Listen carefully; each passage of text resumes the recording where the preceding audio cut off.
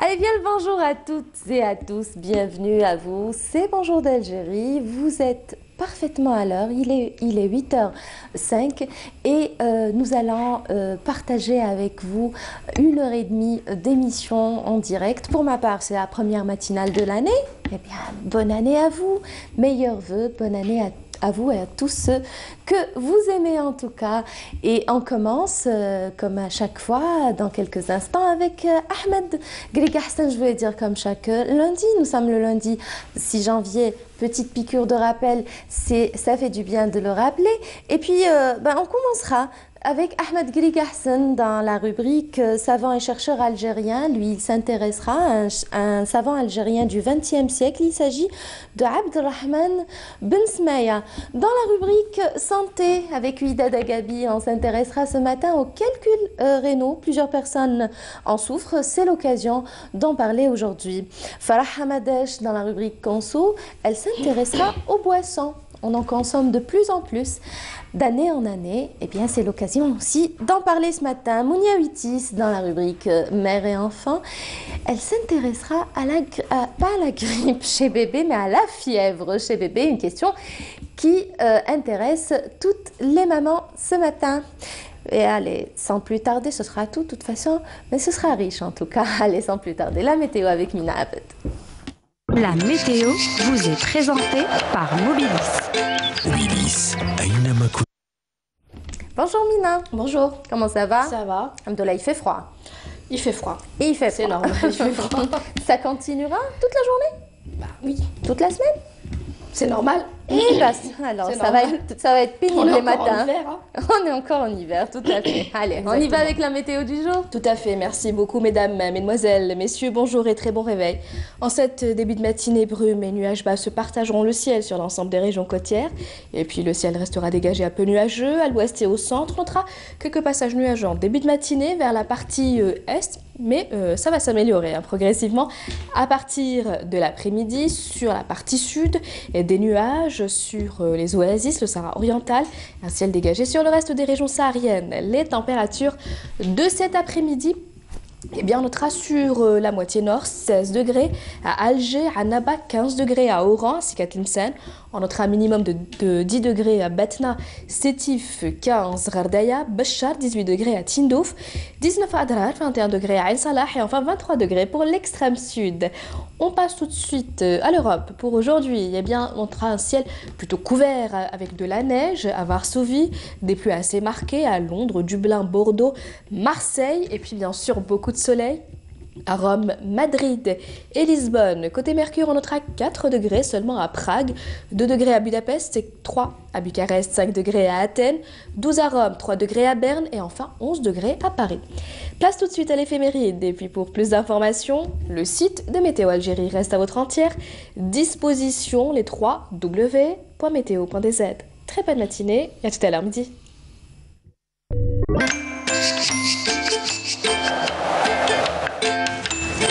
La météo vous a été présentée par Mobilis.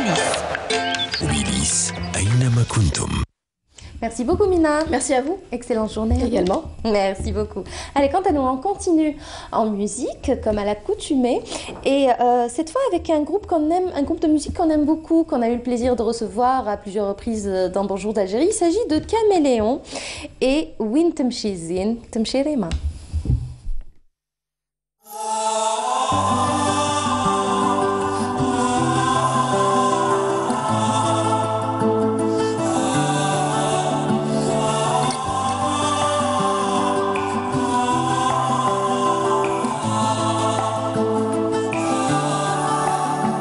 وين يمشي زين تمشي ريما تمشي والزين ساكن هضار لابس هزي ولابساتو ديما ومن غير هزي لبسها ما يختار وين يمشي الزين تمشي ريما سكن هزين وبناها لي قصار ساكنها في الشان والهمة ومن غير هزين ما يسكن دار وما فات هزين ولا غات من دونو تخدم مع الزين وتسير وما صار ضويا في اللون كي القمر في لونو حورت العين من بيلة الجفار في النهار رسوم شفايف وما حنو صوت حنين محنان ويقوم الصوت هذا حنين ما حن عليه خلاني حارف الحنين كي قار وادروني يا سامعين كي نقول الكلمة اللي ما شاف زينها ما يا ونهار يا وادروني يا سامعين كي نقول الكلمة اللي ما شاف زين عمى لا تصفي حياة ونهار.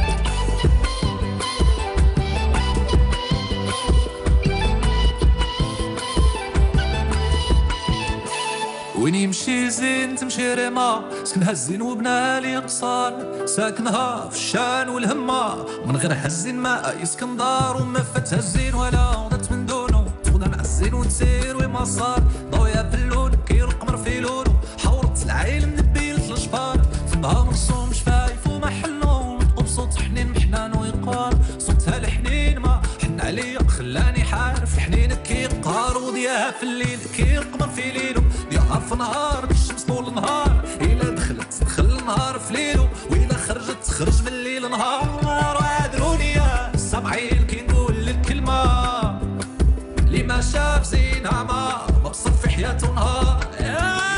وادروني كي نقول الكلمة اللي ما شاف زين عمى مبسط في حياته نهار.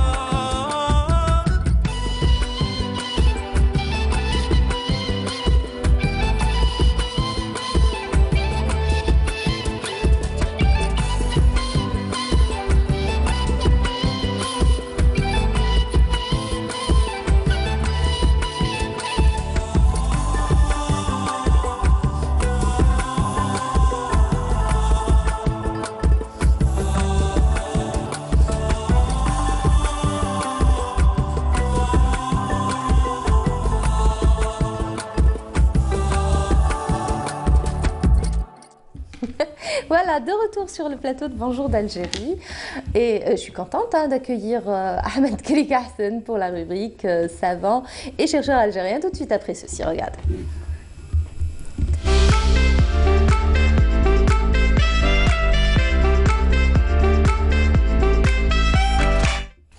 Voilà.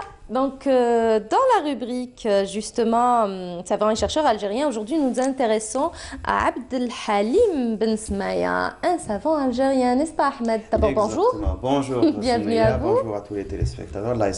Bonne année. Bonne année, meilleurs vœux à vous et à tous les téléspectateurs. Donc, à vous aussi. Merci beaucoup.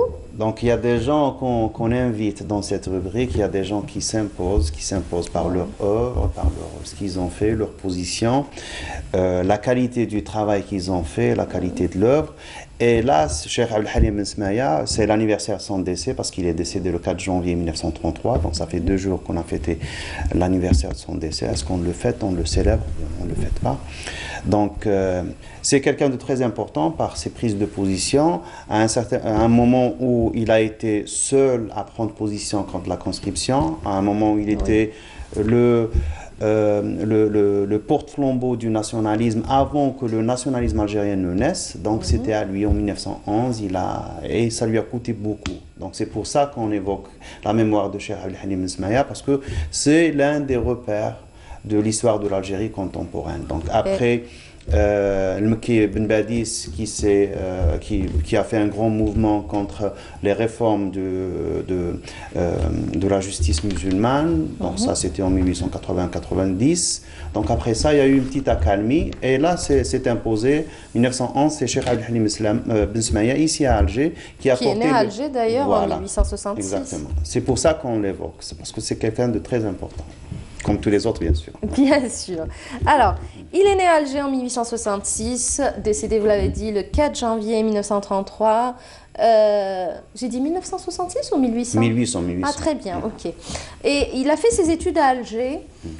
Il était donc l'arrière-petit-fils du moufti d'Alger, exilé par les autorités françaises en 1943. Il s'agit de Mustapha Ben Qbabti. Exactement, Cheikh Moussa Ben Qbabti, que tous les Algériens connaissent par la chanson Ya Hamam Bellar Slami al-Jazair, qui a été chantée par entre autres le Cheikh Gerwabi, Hachmi Gerwabi. Donc c'est une chanson, très très belle chanson, qui est nostalgique, qu'il a envoyée comme lettre d'Alexandrie où il était exilé à ses amis et familles et parents ici à Alger.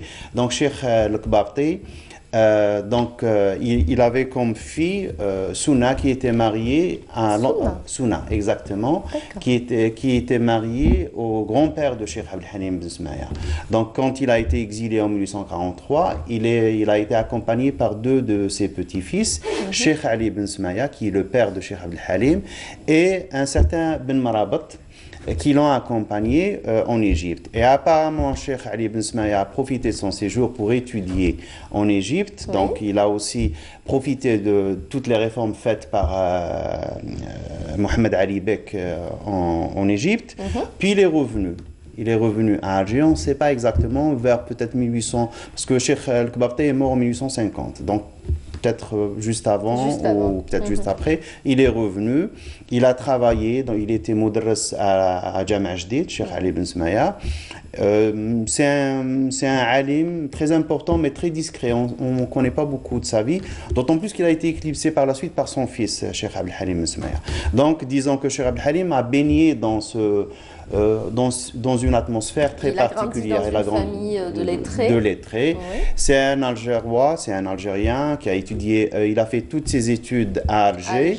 Il lui manquait juste quelque chose, il voulait étudier le Maqoulat al-Ash, je crois, c'est comme ça qu'on appelle, c'est un truc en logique qui est en relation avec la philosophie islamique. Il n'y avait personne pour lui enseigner ça. Il a fait le voyage pour ça en Tunisie parce que Cheikh Mohamed Ben Issa, qui était d'origine algéroise, qui était exilé en Tunisie à cause de l'occupation française, donc il est parti étudier en Tunisie. Il y est resté 10 jours. À son retour, les Algérois lui demandent « Et alors, comment était Tunis ?» Il leur dit « Celui qu'il a visité. » Parce que depuis qu'il est arrivé, il descend à la gare, donc il va directement chez Mohamed Ben Issa, il passe 10 jours à étudier, il reprend donc le chemin du retour. Il n'a pas visité parce que ce n'était pas l'objet de sa visite en Tunisie.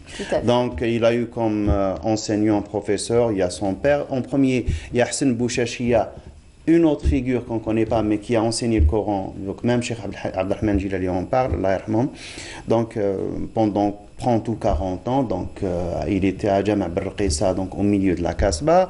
Il a étudié chez son père, Mohamed Al-Ghazadri, Ali Ibn Haffaf, Ali Ibn Hajj Moussa, Qaddoura Bassoum, Cheikh Tahar Raqitous, c'est un gars qui est de Kabylie, mais on ne sait pas quel a été le lien. Cheikh Mohamed Ben Issa, Ali Ben Hamouda, Aboul Qasim Al-Hafnawi qu'on connaît, qui est devenu par la suite Mufti, et Arif Bek, un certain Arif Bek de Bagdad qui a visité Alger, dont on ne connaît rien. Donc, il avait un bagage extraordinaire, il était il avait une très très bonne formation, très bien éduqué, très bien formé. Il était aussi de rite hanafite, comme toutes les familles algéroises d'origine turque. Donc il était de rite hanafite. Il a aussi enseigné quelques livres de fiqh hanafi. Donc, et là, c'est l'un des derniers à enseigner ça. Et puis, on passe à la deuxième partie de sa vie, qui est la partie donc enseignement. Et là, il a enseigné, que ce soit à la mosquée Jama' Jdid, après la retraite de son père en 1900.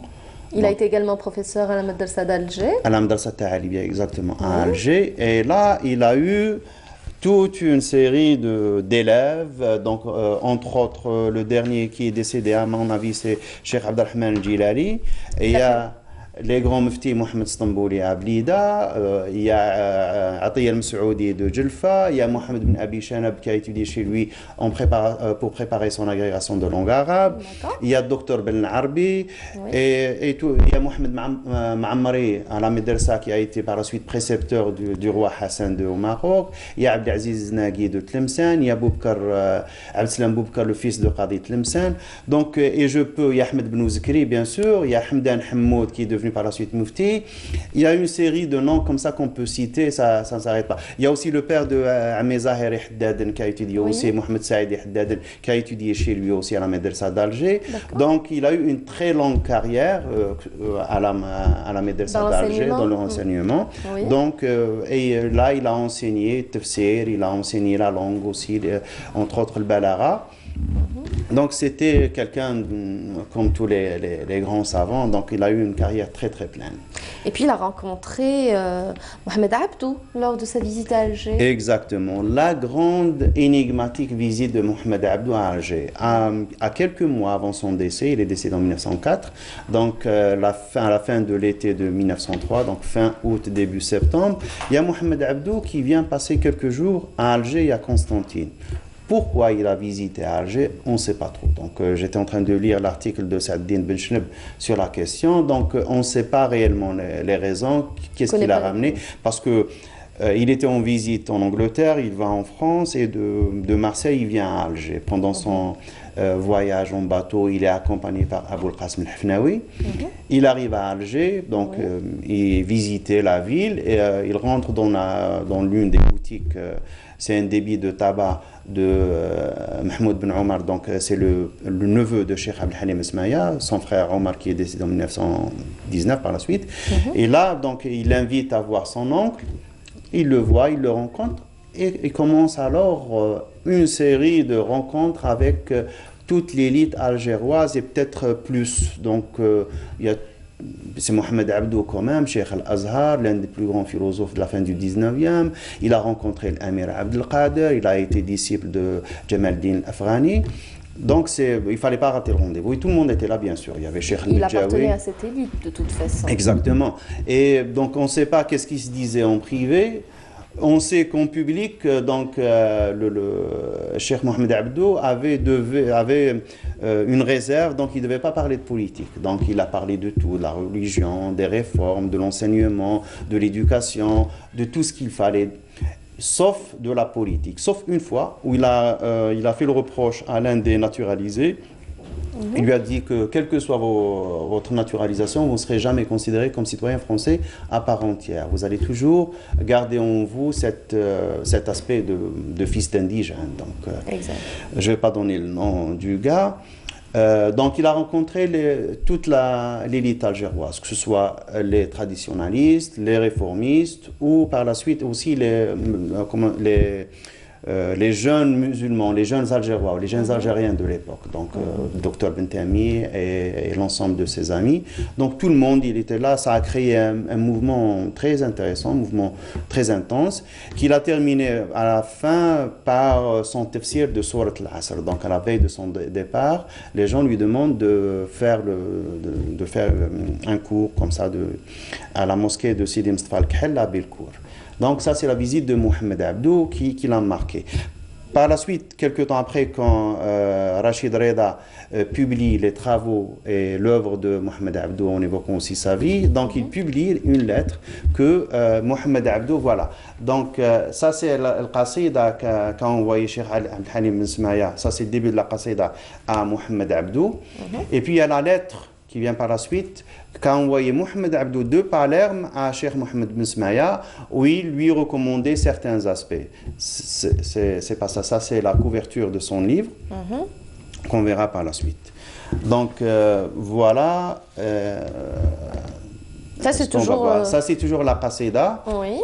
Voilà, ça c'est la lettre qu'a envoyé Mohamed Abdou à Cheikh Abdelhalim Ben Ismaïa. Je ne sais pas qu'est-ce qu'il avait vu en lui. Il lui envoie cette lettre en lui recommandant de se tenir un peu à carreau vis-à-vis des autorités françaises. Et il lui demande aussi comment dire, il lui rappelle son rôle très important vis-à-vis de la société. Donc il lui dit, vous êtes le ulama, vous devez être très prudent, la population a besoin de vous, donc il faut essayer de ménager un peu les autorités françaises, parce qu'on sait par la suite que Cheikh Abdelhalim Ismaïa s'est carrément révolté contre les autorités françaises. Et il a eu des problèmes d'ailleurs. Il a eu beaucoup de problèmes à cause de ça. Donc apparemment, il y a Mohamed Abdou qui a vu cette petite étincelle révolutionnaire chez Abdelhalim Ismaïa, donc il lui a envoyé ses recommandations vis-à-vis de tout ça. Donc, par la suite, il y a la fameuse conscription. Voilà, sa position vis-à-vis du service militaire des Algériens. Exactement. À l'approche, donc, on voyait un peu qu'il y avait... ça, c'est le manuscrit de Sharh al-Makki ibn Azouz. Donc, ça, c'est un livre en astronomie qu'il a écrit sur l'utilisation de Rub' al-Mujayib. Donc, à l'approche de la guerre 14-18, il y a les Français qui commencent à se préparer, donc ça se dessinait, ils voyaient un peu que les choses se rapprochaient. Donc, il y a le sujet de la conscription des Algériens qui revient. Donc, déjà en 1900, 1903, à chaque fois c'était cyclique, ça revenait, ça revenait. Est-ce qu'il était intéressant de mettre les Algériens, donc d'accepter les Algériens au service, de les obliger à faire le service militaire, de les utiliser, ou est-ce qu'en faisant ça, on va prendre le risque de les armer, de leur apprendre à utiliser les armes, ils vont se retourner contre nous. Donc il y a les Français de France qui voulaient que les Algériens participent, qui voulaient les obliger à la conscription. Les Français qui vivaient ici en Algérie, donc les colons, s'opposaient à ça naturellement. Donc il y avait les deux avis, donc il y avait une certaine balance. Puis à l'approche de la guerre 14-18, on envoie de France une instruction, il faut demander aux Algériens leur avis, donc, et les Algériens et les colons bien sûr. Donc le rendez-vous est fixé avec le maire d'Alger à la mairie d'Alger qui est maintenant à la Casbah, la mairie de la Casbah. C'est un 25 juillet 1911. Il y a toute l'élite algéroise avec ces différentes tendances qui sont présentes. Oui. Donc, et ils doivent parler au maire et lui exprimer leur position. Donc, il explique en introduction. Puis, il y a Cheikh Abdelhalim Ismaïa qui prend la parole et qui explique pourquoi les Algériens ne peuvent pas être dans l'armée française, parce que l'armée française va faire la guerre. Et dans l'autre camp, peut-être qu'il y a des soldats aussi musulmans, oui. Parce qu'il y avait aussi le problème de l'occupation du Maroc qui allait se faire en 1912. Il y avait les Turcs qui étaient dans l'autre camp vis-à-vis des Français. Oui. Donc, et le musulman ne peut pas tuer le musulman. Donc, et puis, quelles que soient les améliorations des conditions, quelles que soient les réformes qu'allaient apporter les autorités françaises à la condition des Algériens qui étaient indigènes chez eux, donc ils ne pouvaient pas accepter. C'était ça sa position, une position de principe. Il y a Dr Bentami qui demande la parole, il lui dit nous aussi nous avons le droit de parler, donc on doit exprimer notre parole, notre position, pardon. Il y a Cheikh Ben Smaïa qui lui rétorque d'une façon cinglante, il le renvoie et puis il décide de partir. Et puis tous les Algérois, l'élite algérienne, ils disent il n'y a que vous qui allez parler au nom des Algérois. Donc il a terminé son discours devant le maire d'Alger. Et cette position va lui coûter très cher. Donc il y a beaucoup de pression, bien sûr. Il y a même des articles sur ça. On dit, oui, ce Cheikh Ben Smaïa qu'on emploie chez nous à la Médelsa, qu'on paye, qu'on lui donne un salaire, il s'oppose à la France. Il y a plein d'articles comme ça. Il y a beaucoup de pression qui, à un certain moment, le pousse à faire le choix de partir. Donc on dit qu'à un certain moment, il a même vendu toute sa bibliothèque pour préparer son départ et partir en Syrie. Mais ce projet n'a pas eu lieu. Pourquoi? Il l'a annulé pour des raisons qu'on ignore, donc on ne sait pas pourquoi. Mais entre-temps, on a perdu la bibliothèque de Cheikh Abdelhalim Ismaïa. Donc il avait tout perdu. Apparemment, c'est Cheikh... Voilà, donc il avait tout vendu. Donc ce qui reste de son œuvre, c'est ce qui reste. Donc les petites choses qui restent de Cheikh Abdelhalim Ismaïa. Et ce moment crucial de l'histoire de l'Algérie, donc va marquer la vie de Cheikh Abdelhalim Ismaïa jusqu'à la fin. Exactement. Donc voilà, après la conscription, donc il y a la guerre qui arrive. Oui. La guerre qui arrive, bien sûr, il y a son ami Omar Ben Khaddour que les autorités françaises vont exiler à Al-Rouat, ils vont l'envoyer à Al-Rouat en marchant à pied. Donc il fait le voyage à pied. On en a déjà parlé. On en a déjà parlé, oui. C'était son ami intime. Donc pour vous dire le danger que représentait cette position vis-à-vis de la politique de l'occupant. Donc il y a des amis à lui qui vont disparaître. Donc il y a Cheikh Mustafa, on en a parlé, Mustafa Al-Kamal, Mohamed Ben Mustafa Al-Kamal qui est mort très jeune, en 1915. Oui. Et il y a Cheikh Al-Medjawi qui est décédé, il y a Cheikh Tfayez qui décède, il y a Cheikh Ben Ouzkri, Mohamed Saïd Ben Ouzkri qui décède aussi. Et donc il y a toute une série de décès suspects comme ça. Donc naturellement, lui, il a peur pour lui. Donc il va simuler une crise, ou peut-être c'est peut-être naturel, c'est une névrose qui est... mais c'est une névrose, on dit que dans le langage soufi, Djoudiba, asbaha majdoub. Donc on le voit comme ça sur son cheval, il faisait des voyages Alger Boufarik, Alger Blida, Alger Brouaguia, Alger Mdia, donc il errait comme ça. Il était soufi? Il était soufi et il rentre dans la tariqa Tijaniya. Mais avant ça, il a été Rahmani. Tariqa Tijani, il devient aussi, et c'est apparemment, c'est une sorte de protection. Donc en se mettant dans une tariqa, donc il se met sur la protection d'un ensemble très fort, donc vis-à-vis des autorités françaises. Il se protège. Il était Tijani, mais quand il a séjourné à droite, lui, il n'a pas séjourné. Non, lui, il est resté à Alger. Lui, ce qu'il a fait, c'est qu'il est devenu Mejdoub. D'accord. Pour se protéger, peut-être. Donc on ne sait pas exactement. Est-ce que réellement il y a eu cette crise, ou peut-être que c'est un simulacre, parce qu'il a continué à enseigner à la madrasa. On ne comprend pas comment il continue à enseigner, mais en même temps, il fait le Mejdoub dans les rues d'Alger, dans les rues de Blida, dans les rues de... Donc on ne comprend pas. Donc c'est un grand point d'interrogation. Donc il est Tijani et il est muqaddam de la tariqa Tijaniya ici à Alger. Donc, mais quand il publie son livre sur le soufisme, ça c'est l'enterrement. C'est la photo de son enterrement qui a eu lieu donc en 1933, le 5 janvier 1933. Donc, c'est un moment aussi très important dans l'histoire d'Alger, parce que c'est le moment où les Algérois se réapproprient Alger. Parce que vous savez qu'à l'époque, les Algériens étaient cantonnés dans leur petite casbah, ils n'avaient pas le droit de sortir dans les quartiers européens, sinon ils se faufilaient, donc ils se faisaient tout petit en passant. Et là, les Algérois font 4 km à pied de Belcourt, où vivait Cheikh Abdelhalim Ben Smaya, jusqu'à Sidi Abdelrahman pour l'enterrer à Al-Maqbara de Sidi Abdelrahman. Donc c'est 4 km qu'ils font à pied, et vous voyez dans la photo, il y a tous les Français qui se mettent et qui ne comprennent rien. Qu'est-ce que c'est que ces Algériens qui reviennent avec leur burnous sur leur Gondoura, et c'est bien sûr tout l'Algérois, donc l'Algérois, le grand Algérois, même jusqu'à Blida, Boufarik, des environs qui viennent pour accompagner Cheikh Abdelhalim Ben Smaya à sa dernière demeure. Donc ça a drainé beaucoup de monde. Ça a drainé, c'était très l'enterrement voilà, donc ça a drainé beaucoup de gens, et ça a marqué, d'autant plus que c'est sorti dans le journal de l'époque, l'Afrique du Nord illustrée. Donc on a cette photo. Un événement. C'est un événement parce qu'ils reviennent, d'où est-ce qu'ils sortent tous ces gens.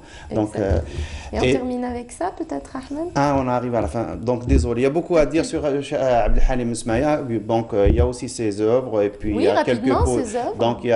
Donc j'ai parlé de son œuvre sur Tasawwuf, il y a la philosophie de l'islam, il y a Ihtizaz al-Atwadi wal-Ruba qui est sur l'intérêt bancaire, qu'il a refusé. Il y a aussi quelques poésies qu'on a pu trouver ici et là de Cheikh Abdelhalim Ben Smaya. Sinon le reste a été a disparu avec sa bibliothèque. Il y a quelques correspondances qui sont aussi restées, sans plus. Mais sa mémoire est très vive à Alger. On continue à raconter les anecdotes. Ça c'est Ihtizaz al-Atwadi wal-Ruba min mas'alati tahlil al-riba.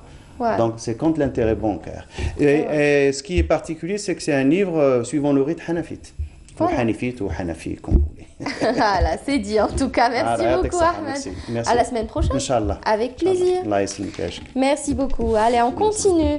Je vous propose de suivre ce reportage. Il s'agit d'un portrait d'un artisan, un ferronnier d'art, Merzouk Belhassan, et c'est Anissa Bouzid qui nous le propose ce matin. Regardez. Ici, à Dalbeda, à l'est d'Alger, se trouve l'atelier de l'artisan ferronnier Merzouk Belhassan.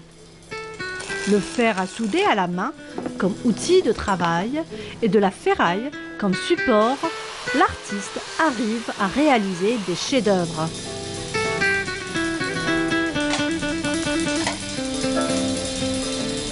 Les outils, pas beaucoup de choses. Il y a 5 pièces, poste à souder, la chignole, la meule, la polisseuse. C'est tout. Avec un marteau, c'est normal. كما راكم تشوفوا هنا سي توت راهي انا هكذا اللي تساعدني لو كان يعني يكونوا كما يقولوا مسقمين ما ماغونش با باغ كونت هكذا راهم في الارض كاع نشوف بياسه هذيك طب ميم راني نخدم هنا جو ديبلاسي للهي تم نعاود نبدل الخدمه جو كري حاجه واحده اخرى من كوتي هنا.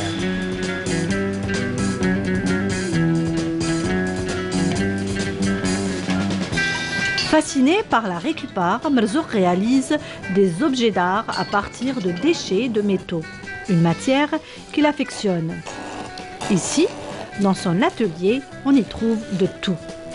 Et chaque morceau de ferraille devient une œuvre d'art.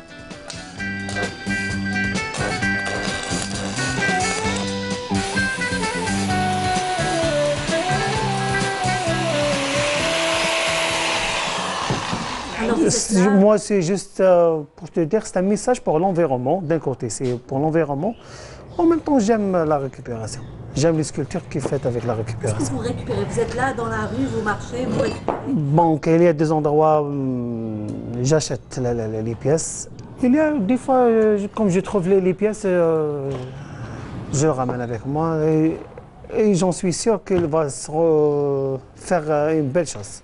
J'ai fait tout, beaucoup plus. J'aime bien les sculptures. En même temps, j'ai fait aussi le client. Ça dépend de la décoration maison.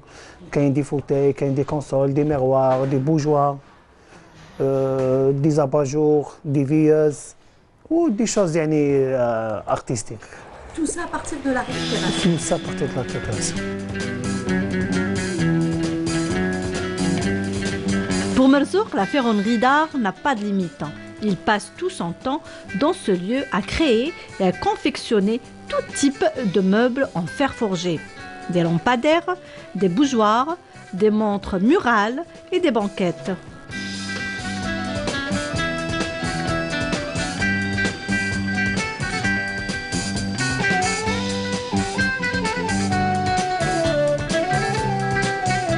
Vous avez l'habitude d'exposer? Oui, l'exposition au niveau d'Alger, presque, au niveau d'Alger. J'ai fait à la Grande Poste, au niveau des galeries Mustafa Katib Tani, au niveau du centre commercial. Tellement c'est de la récupération, à l'étranger, j'ai juste visité, mais بصح مازال ما درتش exposition. وبيانتو إن شاء الله. ماما عندي وحدة mois de juillet. Oui. Avignon.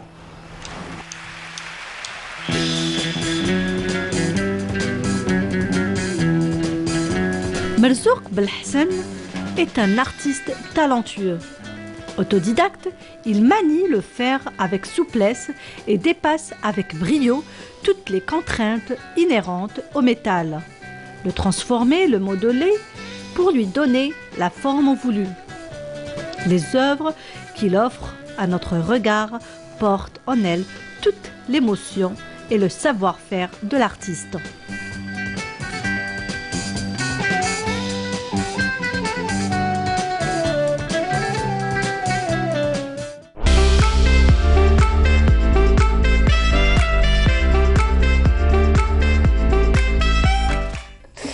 Voilà, de retour sur le plateau de Bonjour d'Algérie, on accueille l'équipe féminine du lundi matin.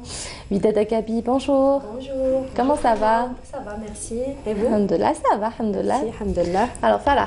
Oui, bonjour Sonia. Bonjour à toutes et à tous. Très joli le collier. Merci beaucoup, c'est gentil. Comment ça va? Ça va très bien. Et vous? Ça va, alhamdulillah. Commencer l'année en couleur, voilà. On parlait tout à l'heure de mode, etc. Bah, exactement. Thérapie, les couleurs. Oui, les couleurs, c'est important. Ça remonte le moral. Parfait. Oui, bonjour. Salut. Salut. Mounia, comment ça va? Je suis là. Ça va très bien, merci. Et vous? Ça va, je vous remercie. Alors, avec vous, ça sera les bébés toujours. Oui, toujours. Cette fois-ci, c'est la fièvre. La fièvre, oui. La fièvre. Pas évident du tout. Oui. Pas toujours inquiétant. Pas toujours inquiétant. Justement, on va donner tous les conseils et les astuces. Voilà. Ça sera tout de suite après la rubrique donc santé. Non, vous, on termine avec vous. D'accord. Histoire de terminer en beauté. En beauté avec les bébés. Voilà. Et avec vous, Falah, on parlera des poissons. Tout à fait. Les jus, les eaux minérales, tout. Voilà, exactement. On va parler de ça. Donc, après, bien sûr, Widad qui s'intéresse aujourd'hui aux calculs rénaux. Exactement. Alors, les calculs rénaux, plusieurs personnes y sont touchées. Oui. Les hommes plus que les femmes. Exactement. Entre 20 et 50 ans. Et presque toutes ces personnes toutes ces victimes, j'allais dire, affirment que c'est la pire douleur qui existe, qui puisse exister. Donc, comment traiter les calculs rénaux? C'est l'occasion d'en parler ce matin dans la rubrique santé. Existe-t-il des moyens de prévenir leur formation? Oui, c'est la grande question. Ça existe. Ça existe, exactement. On va parler de ça. Et on va parler de ça, justement. Alors, d'abord, on va commencer par le commencement, définir, c'est quoi un calcul rénal? Alors, un calcul rénal, c'est une pierre qui va se former au niveau des reins. Donc, classification. Exactement. Donc, qu'est-ce qui se passe? En fait, au niveau des reins, l'appareil urinaire est constitué par les deux reins.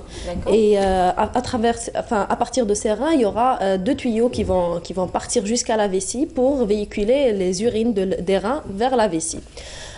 Chez tout le monde, il peut y avoir parfois formation de tout petits calculs qui sont des petites pierres, c'est des cristaux qui se forment dans les reins du fait de plusieurs causes. Et ces cristaux et ces petites pierres, ils peuvent rester là sans migrer, sans se manifester, ils sont asymptomatiques. On est en train de voir ça en image. Oui, exactement. Ils peuvent aussi migrer, aller vers les deux tuyaux qu'on appelle les uretères. D'accord. Donc, et là, ce qui va donner, s'ils sont petits, de quelques millimètres, ça peut passer inaperçu, il n'y a aucune douleur. Mais s'ils sont gros, de quelques centimètres, là, ça donne la grande crise douloureuse qu'on appelle la colique néphritique. Nous, en médecine, c'est très, très douloureux. Et ça peut même bloquer le passage des urines. Donc, il y aura même peut-être des complications s'il s'agit d'un rat unique, par exemple. Donc, on verra par la suite par rapport aux symptômes. C'est la même composition que les lithiases? C'est ça, c'est une lithiase rénale. Le terme médical, c'est une lithiase rénale. Calculs rénaux, c'est les lithiases rénales. Voilà. D'accord. Exactement. Quand j'ai parlé de lithiase, j'ai pensé à la vésicule. Oui, il y a exactement. Il y a les lithiases vésiculaires et les lithiases rénales. Donc, ça peut être très dangereux parce que peuvent encore une fois migrer, cette fois-ci vers le pancréas, provoquer une pancréatite, et ça c'est une urgence. Exactement. C'est vésicule, quand il s'agit de lithiase de la vésicule. Exactement, ouais. Ça peut migrer vers le pancréas et donner ce qu'on appelle la pancréatite aiguë, et c'est une urgence. Ça peut endommager le pancréas, donner une inflammation du pancréas. Très important. Oui, qui peut aller même à la mort. Tout à fait. Voilà. On revient aux calculs rénaux. Comment découvre-t-on un calcul rénal? Alors, les calculs rénaux, on a dit qu'ils peuvent être asymptomatiques. La personne, elle peut les éliminer dans les urines sans avoir ni douleur ni aucun symptôme. Aucun symptôme. Exactement. Oui. Et le maître symptôme, c'est la douleur. Une douleur qu'on a dans le dos. C'est une douleur lombaire ou une douleur abdominale. C'est une douleur en général, elle commence dans le dos, elle irradie vers le côté, un côté au niveau de l'abdomen, et elle va se projeter vers la vessie. Donc c'est le bas-ventre. Voilà. Donc il peut y avoir aussi du sang dans les urines. Elle peut se manifester, les calculs rénaux peuvent se manifester par des infections urinaires à répétition. Et là, c'est pour dire que pour les patients qui consultent par exemple pour une infection urinaire, nous en tant que médecins, c'est vrai qu'on traite l'infection urinaire. Ils sont pressés de guérir de l'infection urinaire, mais nous, en tant que médecins, on s'acharne à connaître la cause. Pourquoi cette personne a fait des infections urinaires à répétition? Et parmi les causes des infections urinaires à répétition, c'est les calculs rénaux. Donc, s'il y a un calcul rénal avec de la fièvre, c'est probablement une infection urinaire qui peut être juste une simple cystite, comme elle peut être grave, c'est-à-dire elle peut se compliquer vers la pyélonéphrite, et là c'est l'infection du rein qui peut donner l'autre complication qui est la septicémie, c'est-à-dire passage des bactéries dans le sang, et là c'est très très grave. Donc nous, il faut, ce qu'on veut dire aujourd'hui, s'il y a une personne qui a des calculs rénaux avec de la fièvre, il faut faire attention, il faut consulter, il ne faut pas banaliser. Voilà. D'accord. Pourquoi ça touche les hommes plus que les femmes? Alors, il n'y a pas une réponse exacte. Peut-être c'est en rapport avec l'alimentation des hommes par rapport aux femmes. Les habitudes aussi, par exemple le tabac, peut-être il y a des hommes qui fument plus que des femmes. On ne sait pas exactement la cause exacte. Voilà, c'est les habitudes alimentaires. Peut-être qu'ils s'hydratent moins que les femmes aussi. Exactement, oui, l'une des causes aussi. Oui. Parce que généralement, les hommes ne boivent pas trop d'eau. Effectivement, oui, effectivement, voilà, tout à fait. C'est... Oui. Partout, c'est pareil. Je préfère boire justement des limonades. Voilà, des jus. oui, les jus et les limonades. Ça hydrate, de toute façon. Ouais, mais ça apporte plus de mal que de bien. Exactement. On va en parler tout à l'heure. Le sucre. Oui. Quelles sont les causes? Alors, les causes, il peut y avoir, déjà, premièrement, c'est l'alimentation. Le fait de ne pas bien s'hydrater, c'est l'une des causes majeures. L'alimentation, si c'est une personne qui mange des choses, enfin des aliments qui sont riches en oxalate de calcium, tels que le chocolat.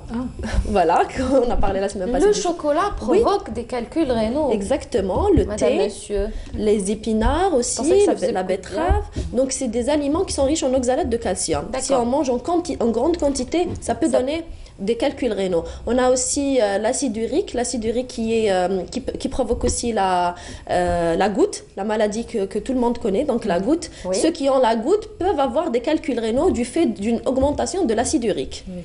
Il y a aussi la consommation de certains boissons, voilà, exactement, les sodas, prise de la vitamine D comme ça, à tort et à travers, sans consulter un médecin. Là, justement, il y en a beaucoup. Enfin, j'ai entendu parler, ce que m'a dit un médecin récemment, il m'a expliqué qu'il y avait beaucoup qui faisaient de l'automédication, c'est-à-dire qu'ils achetaient, surtout des femmes, parce que souvent c'est les femmes qui souffrent de carence en vitamine D, donc elles achetaient de la vitamine D toutes seules et elles faisaient des cures toutes seules. Et il paraît que c'est très mauvais pour les reins, justement. Donc elles prennent un risque sans le savoir. Ça donne des pas de la calculs vitamine C, il rénaux. ne faut pas prendre de la vitamine D tout seul. Justement, la vitamine D, comme actuellement il y a cette information qui circule un peu partout que nous, en tant que c'est à la mode. C'est la tendance de prendre la vitamine D. Mais l'information qui circule maintenant et qui est juste, que nous, en tant qu'Algériens, que ce soit hommes ou femmes, on a ce problème de carence de vitamine D. Donc, qu'est-ce qu'elles font, surtout les femmes? Elles prennent, parce qu'il y a des gens qui conseillent les autres, sans passer par le médecin, ils leur disent, prenez la vitamine D, une ampoule, ça fait rien. Non, c'est des doses, la vitamine D. En fait, on ne peut pas savoir si on a une carence ou pas sans avoir fait de bilan. Justement, il faut faire un bilan, mais on a souvent tendance à dire oui, si tu te sens fatigué, tu as du mal et tout ça. Des douleurs, si tu as une carence, alors vas-y, prends-en, tu vas te sentir mieux. Ça a bien marché. Voilà, exactement. Ils prennent une ampoule, c'est 200 000 unités internationales. Exactement. Et le problème, c'est que ces femmes-là, ce qu'elles ne savent pas, c'est qu'il y a le déficit, il y a la carence. C'est pas la même dose qu'on donne. Donc, il faut faire attention par rapport à ça. Après, il y a le surdosage. Oui, c'est ça. Ça aussi, c'est problématique. Nous, le traitement, on le donne une dose précise sur une période précise. Donc, c'est 6 mois. Voilà. Après, il y a... Si on refait le bilan, c'est en fonction des résultats. On va voir si on peut faire un rappel, en fait. Exactement. Parfois, les gens refusent aussi de faire le bilan de la vitamine D parce qu'il paraît que c'est un peu plus cher que les autres. Oui, généralement que la vitamine D. Les dosages vitaminiques, c'est cher. Elles préfèrent acheter de la vitamine D et la prendre. Allez, je suis sûre que j'ai un problème, que j'ai une carence en vitamine D. Donc, elles achètent. Ça me coûtera moins cher d'acheter. Tout à fait, oui. Tout à fait. Il y a aussi la vitamine C. Donc, prendre la vitamine C beaucoup peut donner des calculs rénaux aussi. Il y a certaines maladies qui donnent un excès de calcium dans le corps, notamment les glandes parathyroïdes. Ce sont de petites glandes à côté de la thyroïde qui, s'il y a une hyperparathyroïdie, il y a une hypercalcémie le calcium va augmenter dans le sang, ce qui va donner des calculs rénaux aussi. Voilà. Et souvent les personnes qui souffrent d'hypothyroïdie ou de problèmes, de troubles de la thyroïde font également, souffrent de carence en calcium. Oui. Hypocalcémie, quelquefois. Exactement. Soit ils sont suivis pour hypothyroïdie, là il y a des carences qu'on peut voir, soit même quand on opère la thyroïde aussi, quand on touche les parathyroïdes, là on provoque ce problème, l'hypocalcémie. Voilà. D'accord. Alors, le traitement. Alors, le traitement des calculs rénaux, justement, il y a ce qu'on appelle le traitement de la crise, la colique néphritique, le moment de la douleur. Là, le principal traitement, c'est les antidouleurs. Il faut soulager cette douleur, c'est très important. Quoi, des anti-inflammatoires ou carrément des antidouleurs? Principalement les antalgiques. Voilà. On peut donner des anti-inflammatoires, mais il vaut mieux pas s'il y a une infection urinaire associée avec des anti-inflammatoires. Ça va se propager. Exactement. Donc, c'est les antidouleurs. Et croyez-moi, nous, en tant que médecins, les antidouleurs, on part par palier, c'est-à-dire du paracétamol jusqu'à la morphine. Parfois, quand il s'agit d'une colique néphritique très très douloureuse, on peut arriver jusqu'à la morphine, tellement c'est douloureux. Pour dire que c'est une douleur extrême, insupportable, voilà. Sur le coup, on soulage la douleur et par la suite, quand la douleur elle se calme, là on peut procéder à certains traitements. Le calcul peut lui seul disparaître, il va se dissoudre et partir seul dans les urines. Parfois, on sera amené, nous, à aller le chercher ou bien aller le fragmenter par certaines mesures, notamment ce qu'on appelle la lithotripsie. Donc c'est une méthode, il y a une photo qui doit passer justement, c'est une méthode où c'est des ultrasons, donc c'est à travers la peau, on va essayer de bombarder ou fragmenter ce calcul en petits fragments et qui vont partir dans la vessie plus facilement. C'est pas, c'est-à-dire c'est une chirurgie, c'est-à-dire sans opérer en fait. C'est en fait comme ça, regardez, il y a rien. C'est ce qu'on est en train de voir. C'est non invasif, c'est-à-dire la personne elle va s'allonger. C'est des ondes qui vont traverser. Sans anesthésie, sans rien. Sans anesthésie, voilà, qui vont traverser la peau et aller dissoudre fragmenter ce calcul. Justement, ce bombardement, comme vous venez de le dire, ne peut pas affecter d'autres organes ou faire. Non. C'est pas déconseillé dans certaines maladies. C'est pas déconseillé dans certaines maladies. Déjà, c'est contrôlé. Les ondes, tout est contrôlé. C'est un traitement médical. Enfin, c'est de la médecine, c'est-à-dire qu'on ne va pas faire quelque chose qui va nuire au patient. Non, pas du tout. Déjà, le temps de l'exposition, il est calculé, toutes les ondes sont bien étudiées, donc il n'y a pas de problème par rapport à ça, au contraire. Et ça nous a évité des complications de la chirurgie. Parce que là, avant, on faisait surtout la chirurgie, on allait opérer pour aller chercher ce calcul. Là, il y a cette méthode qui nous permet d'éviter les complications, il n'y a pas de suite post-chirurgicale, exactement. La personne rentre chez elle peut-être le jour même. Et on n'utilise pas la célioscopie pour ça? On utilise la célioscopie, c'est-à-dire la chirurgie, aller enlever le calcul, mais là, actuellement, on a une autre méthode qui est à l'aide d'un urétéroscope, c'est-à-dire on va aller dans les voies urinaires, monter dans la vessie, par la suite dans l'urtère, et aller fragmenter ce petit calcul qui bouche les voies urinaires. Permettre à l'organisme de l'évacuer. Voilà, parmi les complications qu'on peut avoir, c'est qu'on peut endommager l'urtère. Donc on peut faire une lésion, comme ça c'est les complications, c'est les aléas du geste. Là on sera obligé de mettre une sonde, ce qu'on appelle la sonde urinaire double J, qui va mettre au repos cette urtère pour lui laisser le temps pour cicatriser. Et cette intervention se fait sous anesthésie? Oui, là c'est sous anesthésie générale. C'est pas pareil. Anesthésie générale, voilà, exactement. Mais il y a des mesures pour... Justement, on dit mieux vaut prévenir que guérir. Alors comment pouvons-nous prévenir justement la formation de ces calculs rénaux? Oui, alors justement, c'est pour principalement, il faut bien s'hydrater. Mais est-ce qu'on s'hydrate pendant la crise, par exemple? Non. C'est trop tard. Non.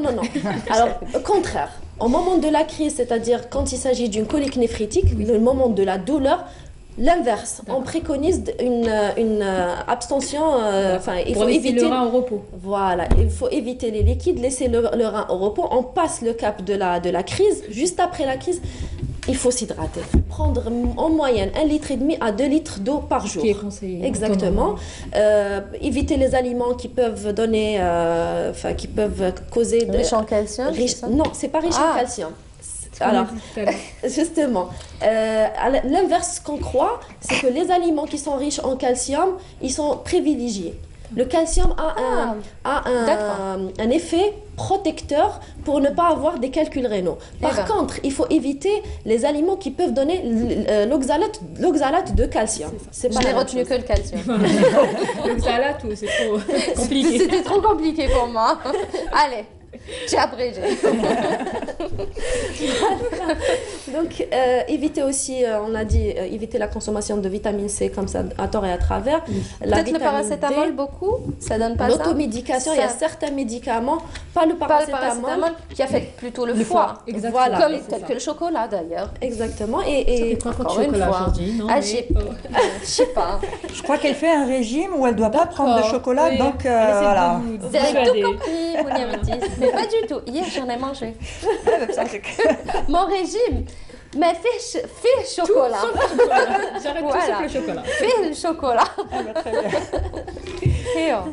Donc, on a dit les médicaments, il y a certains médicaments qui sont pourvoyeurs de formation de calculs rénaux, et l'alimentation. C'est très important de gérer son alimentation, éviter la consommation de soda. Il paraît que il y a eu des études qui ont été faites que la vitamine, les citrates qui sont présents dans le citron, le jus d'orange par exemple, ils sont protecteurs, ils ont un effet protecteur. Oui, justement, on a vu une image il y a quelques instants. Voilà, le citron. Je n'avais pas trop compris le rapport. Mais voilà, c'est du fait du citrate qui est présent dans le citron. C'est lui qui va protéger. Il protège, il prévient. Justement, il va pas laisser les calculs se former. Voilà. Et il y a aussi la tomate, par exemple, qui peut la consommation de la tomate aussi. C'est des conseils qu'on peut donner. Pratiquer le sport, éviter de fumer et éviter l'alcool. Les mesures toujours qu'on conseille. Les principes de base pour être en bonne santé. Exactement. Manger des fruits, des légumes, marcher. Exactement. Une bonne hygiène alimentaire, une bonne hygiène physique. C'est le secret pour tout. Voilà, après, en cas de crise, qu'est-ce qu'on doit faire? En cas de crise, on évite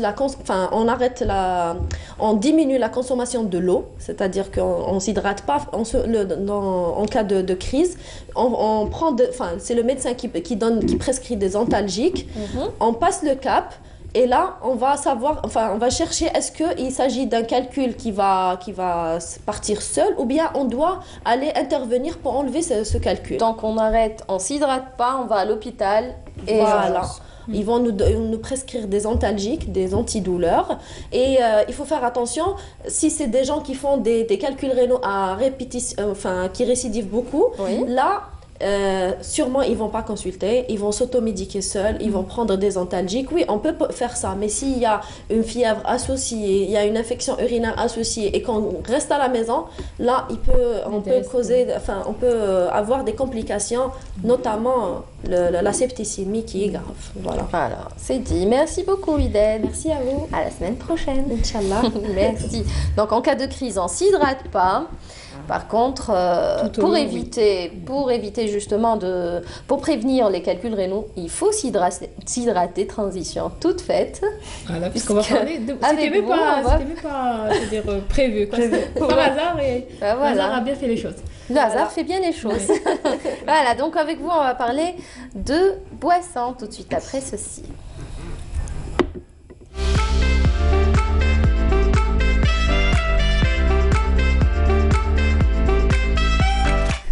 Alors, un produit dont la consommation augmente d'année en année, Farah, il s'agit des boissons. Il faut dire que le choix ne manque pas entre donc eau minérale, boissons aux fruits, soda. Il y en a pour tous les goûts. Mais que contiennent ces boissons exactement? Comment bien choisir ses jus de fruits et son jus de fruits et son eau minérale? Quel est le danger des boissons énergisantes très appréciées par les jeunes? Farah, vous êtes là justement ce matin pour répondre à toutes ces questions, pour mieux également nous orienter et nous conseiller quant à la question des boissons. Quelle est la différence entre eau minérale et eau de source? Alors, toutes les eaux... Souvent, on ne fait pas la différence. Oui, on achète d'ailleurs sans lire parfois et quand on lit, on se dit peut-être c'est la même chose. Mais en fait, toutes les eaux minérales sont des eaux de source, mais toutes les eaux de source ne sont pas des eaux minérales. Je m'explique. Les produits bio et les produits naturels. Exactement, c'est à peu près la même chose. Donc, tout simplement, je vais expliquer cela. Alors, l'eau minérale et l'eau de source viennent toutes les deux des nappes d'eau souterraines profondes. Elles sont protégées contre la pollution humaine et elles contiennent toutes les deux des sels minéraux et des oligo-éléments. D'accord. Toutes les deux. La seule différence, c'est la stabilité de ces sels minéraux et de ces oligo-éléments. Alors, dans l'eau minérale, leur teneur ne change pas. C'est-à-dire la concentration de sels minéraux reste la même. Par contre, dans l'eau de source, cette teneur en sels minéraux et en oligo-éléments, elle change d'une bouteille à l'autre. D'ailleurs, le goût va changer aussi d'une bouteille à l'autre, parce que c'est pas stable. Tout à fait. Ah, vous avez déjà fait l'expérience un petit peu, vous avez senti la différence. Avec des bébés, on essaye pas mal de... Exactement, et on fait un peu plus attention. Mais souvent, il est conseillé de changer d'eau minérale. Oui, on va toujours. Tout à fait, ça sera parmi les conseils. Donc, dans l'eau de source, la teneur en sels minéraux, on a dit qu'elle change. Donc, lorsque vous achetez, vous n'êtes pas sûr qu'il y a encore des sels minéraux dedans ou pas. Donc, c'est pour ça qu'elle perd cette appellation d'eau minérale, ça devient juste de l'eau de source. C'est de l'eau propre. Propre à la consommation, etc. Mais elle n'est pas aussi riche en sels minéraux, etc. Et oui, donc c'est ça la différence. Donc c'est la stabilité de la teneur en sels minéraux qui change. Quelle eau privilégiée, quelle eau pour quels besoins, par exemple, pour les enfants, les sportifs et les hypertendus. Alors justement, les hypertendus. Merci beaucoup. Oui, je vous en prie. Donc c'est bon à savoir, lorsqu'on va acheter de l'eau minérale, c'est comme tout le reste, on lit toujours les étiquettes. Il faut toujours avoir ce réflexe. C'était l'objet de votre première rubrique. Tout à fait, non, parce que c'est très très important. Donc pour savoir ce qu'on prend, donc on lit toujours les étiquettes pour prendre une eau qui correspond à nos besoins.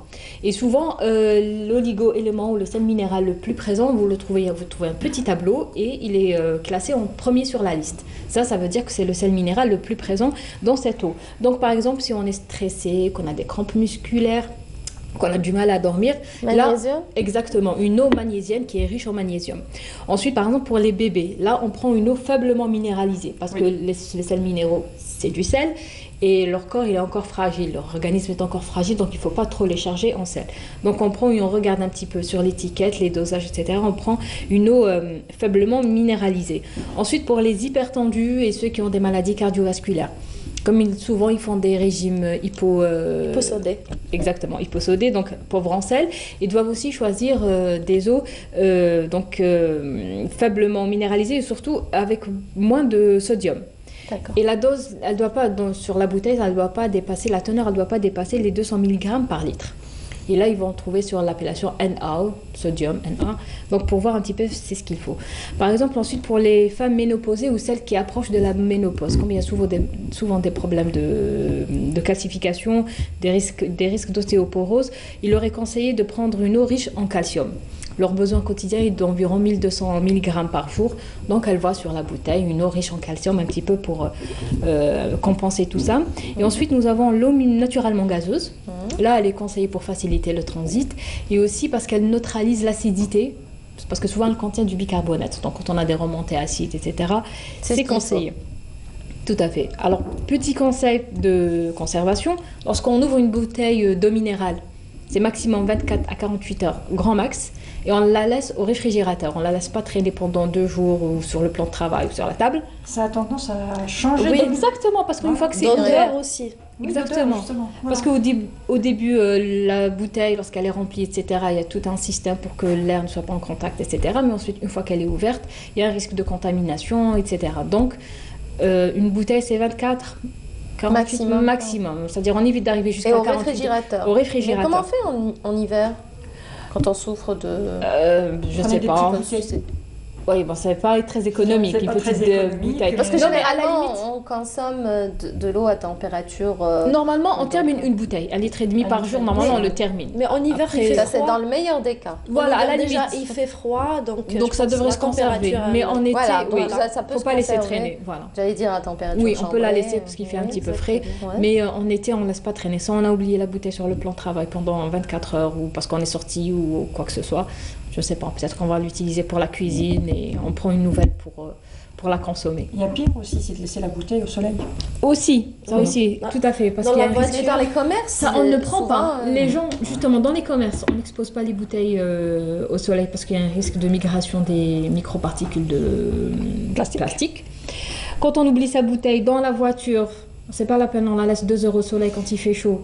On ne la remonte pas à la maison, on la met au frigo, on oublie. Parce que aussi c'est très mauvais. Donc il y a ça et on ne la laisse pas bien sûr ouverte. Et il est aussi conseillé, comme vous disiez, de changer la marque d'eau, de changer les eaux. À chaque fois on prend une nouvelle marque avec peut-être plus forte en certains oligo-éléments, etc. pour varier, pour profiter des bienfaits de chaque eau. Excusez-moi que je reviens à la conservation de l'eau, pardon, parce que j'avais dit que au niveau c'est-à-dire des commerces, souvent les fardeaux sont exposés au soleil, et puis le transport, on ne sait pas comment que ça s'est fait. Alors, il faut on peut contrôler peut-être visuellement, parce que des fois visuellement ou peut-être l'odeur, parce que une fois qu'on l'a acheté, c'est trop tard. Mais je vous conseille de ne pas acheter un pack qui est exposé au soleil. D'emblée, soit demander un pack qui est à l'intérieur, vous prenez un pack qui est à l'intérieur du magasin. Ou... Pour ce qui est du transport, j'ai remarqué que certains transporteurs font un peu plus attention. Ils ont équipé leurs camions de sorte, ils ont rajouté une sorte de plaque comme ça pour protéger, pour mettre du soleil, à l'ombre. Du soleil, exactement. Donc voilà, mais après, quand c'est au niveau du magasin, au moins, prendre un pack qui est à l'ombre ou bien à l'intérieur. Il y a même certains emballages qui emballent carrément tout la palette. Vous voyez, c'est toute une palette qui est... Pardon. Donc c'est toute une palette qui est... D'habitude c'est transparent, mais ces derniers temps j'ai remarqué que c'était un peu opaque, mais... ça ne protège pas tant que ça. C'est-à-dire... D'accord. Ouais, ça doit peut-être réduire, mais ça ne protège pas tant que ça. Okay. C'est pour ça qu'au moins, lorsqu'on achète, on fait un peu attention. Et aussi, il est conseillé de boire l'eau du robinet de temps en temps. Parce qu'on sait qu'elle est très surveillée, très contrôlée. Donc, il faut de temps en temps, c'était pour laisser peut-être au repos aussi les reins, parce qu'après tout, l'eau minérale, elle est salée. Donc, prendre l'eau du robinet. Après, il y a la question du chlore. Le goût du chlore, il y en a beaucoup qui n'aiment pas ça. Exactement. Donc, pour ça, il y a quelques solutions. Il est conseillé, par exemple, de remplir une bouteille, une carafe en verre, et la mettre au réfrigérateur une petite heure. Et ne pas la fermer, la laisser ouverte au réfrigérateur, parce que là, il y a le chlore qui va se transformer en gaz et qui va disparaître. C'est pour ça qu'on dit que l'eau doit respirer. Exactement. C'est en fait pour dégager le gaz du chlore. Donc là, au bout d'une heure, normalement, vous avez une eau qui n'a pas le goût du chlore et vous pourrez la consommer. Voilà. D'accord. Alors sur le marché, on trouve donc différents types de boissons aux fruits, le nectar, le jus de fruits et l'eau fruitée. Quelle est la différence ? Alors, comme vous nectar disiez... Nectar de pomme, nectar de poire. De poire, exactement. Alors, on trouve justement différents types de jus de fruits, etc. Bien sûr, la différence entre eux, on la voit au niveau de l'emballage. C'est en lisant la composition qu'on voit un petit peu la différence. Nous avons le nectar, comme vous disiez. Alors, c'est du jus qui est obtenu à partir du pressage de la purée de fruits, à partir de purée de fruits, en fait. C'est pour ça que c'est concentré. Exactement. C'est de la purée de fruits auquel on a ajouté de l'eau et du sucre. Parce qu'en fait, c'est très concentré. Et souvent, le nectar, il est fait à base de fruits qui ont beaucoup de pulpe, comme par exemple la mangue, la poire, les abricots, etc. Donc, c'est pour ça qu'on leur ajoute de l'eau. Et aussi, le nectar, il est réglementé. Il faut qu'il y ait au moins entre 25 et 50% de fruits dans le nectar. Sinon, ça devient du jus à base de concentré de fruits. D'accord. C'est le suivant. Ensuite, nous avons le pur jus de fruits. Alors, c'est ce qu'il y a de mieux, c'est-à-dire c'est du jus simplement. C'est des fruits pressés. Et souvent, on trouve des jus de fruits, donc 100% jus de fruits. On ne leur ajoute rien. C'est que du fruit pressé, ni eau ni sucre. C'est à la limite celui qui passe le mieux. Ensuite, nous avons le jus à base de concentré. C'est ce qu'on trouve le plus chez nous. D'ailleurs, si vous lisez les étiquettes, vous trouvez toujours à base de jus de fruits concentrés. Et en fait, ce sont des jus de fruits, donc ils sont élaborés à base de jus de fruits concentrés, c'est-à-dire on a pris un concentré de fruits. C'est des fruits qu'on a pressés, qu'on a desséchés pour les concentrer. Ensuite, quand ils arrivent à l'usine, on leur ajoute de l'eau et souvent du sucre en plus pour les reconstituer un petit peu. Et alors parfois on trouve des jus à base de fruits sans sucre ajouté, donc c'est le fruit tel quel, mais le plus souvent chez nous, on trouve toujours qu'il y a du sucre. Ils rajoutent toujours du sucre. Et ensuite, nous avons l'eau fruitée. Alors l'eau fruitée, vous avez... tout simplement, c'est une eau fruitée donc, que vous pouvez préparer à la maison. C'est-à-dire ce sont des morceaux de fruits découpés qu'on met dans de l'eau et qu'on laisse infuser. Donc ça va un petit peu parfumer cette eau. Et on a ensuite du jus de fruits ou alors de l'eau fruitée. Autre chose, c'est-à-dire que c'est de l'eau auquel on a rajouté une petite quantité de concentré de fruits. Donc souvent on trouve aussi c'est une boisson fruitée, donc c'est très léger en fruits. On sent que c'est vraiment liquide, quoi. C'est de l'eau avec un petit peu de fruits. L'idéal, c'est de prendre des fruits et de les presser à la maison, tout naturel. J'ai une question. Quand il y a les jus qui contiennent la pulpe, oui. Vous pensez quoi par rapport à ça? Est-ce que c'est bon pour la santé? Non. Souvent, parce qu'on ne sait pas. Est-ce que c'est vraiment de la pub? C'est vraiment de la pub? Non, c'est de la pub. Ils peuvent pas mettre autre chose. C'est de la pub. C'est de la pub. Et à la limite, je conseillerais parce que pourquoi? Parce que la pub, au moins, elle contient des fibres. D'accord. Au moins, mieux vaut prendre un jus de fruits avec de la pulpe qu'un jus de fruits sans pulpe parce qu'en fait, vous allez prendre que de l'eau et du sucre. D'accord. Mais là, au moins, on gagne quelque chose, les fibres. Parce que l'avantage des jus de fruits, c'est les fibres. Moi, je préfère le jus de... Par exemple, pour ce qui est du jus d'orange, je préfère celui qu'on presse à la maison. Oui. Le jus d'orange naturel, tout à fait. c'est meilleur, que ce soit en goût, c'est meilleur pour la santé. Exactement. Parce que les jus, c'est encore mieux de la manger direct en jus. Exactement, Dari, il est conseillé. Ça change les... Conseillé, oui. Du goût. Et c'est la pleine saison, il faut en profiter. Voilà, exactement. C'est pas trop cher en plus. C'est pas cher du tout. Ouais. C'est... Alors, la meilleure boisson pour la santé, ça reste l'eau? Oui, c'est ce que j'allais vous dire. Ça reste l'eau, mais maintenant on peut se faire plaisir de temps en temps avec des jus de fruits. Mais là, il faut privilégier, comme vous disiez, des jus de fruits frais, pressés de préférence à la maison, ou bien bon, même si on est dehors, mais un jus de fruits frais. Et parce qu'une fois qu'on le presse, les vitamines s'oxydent rapidement. Au bout de 10 minutes, il n'y a plus de vitamines. Oui. Déjà, on dit qu'une fois qu'on a cueilli le fruit de l'arbre, les vitamines commencent un petit peu à diminuer. Et une fois qu'on le presse, et au bout de 10 minutes, il ne reste plus rien. Donc, mieux vaut les presser rapidement et le consommer rapidement. Bon, après, peut-être il y a certaines personnes qui préfèrent les jus industriels parce que c'est plus pratique, il y a une bouteille qui est toujours disponible, etc. Là, peut-être il faut privilégier les jus, les purs jus de fruits sans sucre ajouté. Au moins là, voilà, on minimise les risques. Exactement. Au moins, il n'y a que le sucre du fruit. C'est-à-dire qu'il n'y a pas de sucre rajouté. Alors, les boissons énergisantes, depuis quelques années, c'est un peu la tendance. Oui, excusez-moi, je voulais juste rappeler un petit... Je vous en prie. Oui, concernant le sucre, dans les jus, parce que les jus de fruits industriels sont souvent très sucrés, quoique la réglementation actuellement, il est demandé aux industriels algériens de réduire la teneur en sucre dans les jus. Ils sont en train de réduire doucement parce que le palais algérien, il est habitué à des jus très sucrés, donc quand ils diminuent beaucoup, les gens ne veulent pas. Donc ils sont en train de diminuer doucement, on est en train de s'habituer un petit peu à ça. Mais on n'a pas l'impression que c'est très sucré. Parce qu'ils ont réduit au début, il y avait jusqu'à 250 grammes de sucre dans un litre. Oui, mais par rapport au goût, ça va pas... Alors, oui, pour le goût. Oui, on n'a pas l'impression que c'est hyper sucré. Parce qu'ils sont en train de diminuer. Et donc là la réglementation est allée de 10% du produit. Le sucre doit être l'équivalent de 10% du produit, pas plus. Et en ce qui concerne, comme vous disiez, alors là ils ont réduit, ce n'est plus à 250 grammes, ils ont réduit c'était vraiment au début quand ils ont commencé. Là en moyenne on trouve l'équivalent de 16 morceaux de sucre dans un litre. Et dans un verre, on a la réaction de j'arrête pas de faire des grimaces. Waouh. Mais dans un verre, on trouve l'équivalent. Beaucoup de sucre quand même. Dans un verre de jus, on trouve l'équivalent de 4 morceaux de sucre.